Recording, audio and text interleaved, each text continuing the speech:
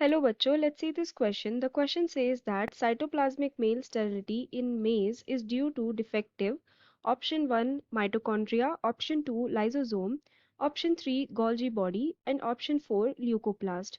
तो इस क्वेश्चन में हमसे ये बोला है कि जो मेल स्टेरिलिटी हमको देखने के लिए मिलती है इन मेज ड्यू टू साइटोप्लाज्म, यानी कि साइटोप्लाज्मिक मेल स्टेरिलिटी जो मेज में हमें देखने के लिए मिलती है वो इन चारों ऑप्शन में से किस ऑप्शन के डिफेक्टिव होने के कारण देखने के लिए मिलती है। ठीक है, तो इस क्वेश्चन में जो की कंसेप्ट है दैट इज साइटोप्लाज्मिक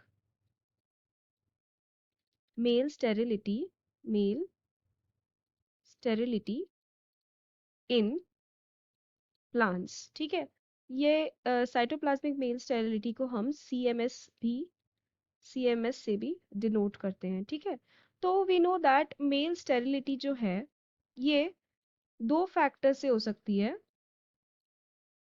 या तो न्यूक्लियर फैक्टर से बिकॉज न्यूक्लियस में उसका जीन रहेगा स्टेरिलिटी का, या तो साइटोप्लाज्मिक फैक्टर से। ठीक है, यानी कि ये जो जीन रहेगा वो रहेगा इन द साइटोप्लाज्म।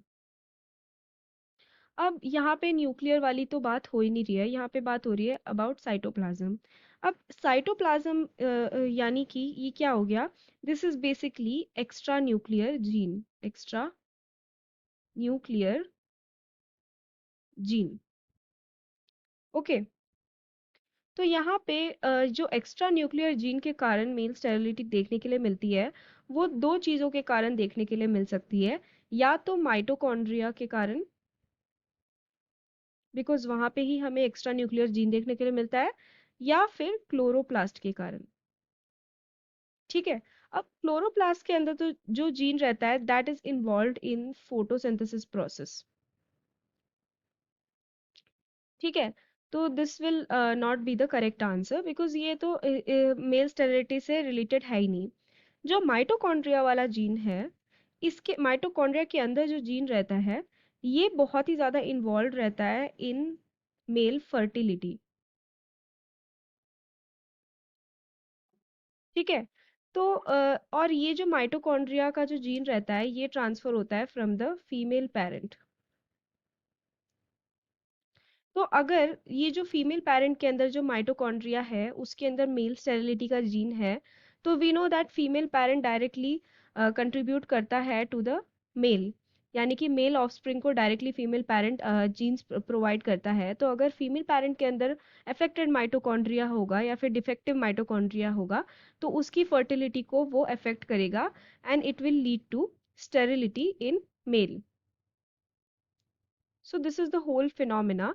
तो अगर हम सारे ऑप्शंस देखें तो ऑप्शन 1 में हमें माइटोकॉन्ड्रिया दिया है, so that will be the correct answer for this question. Option 2 is lysosome which is not at all related to cytoplasmic male sterility.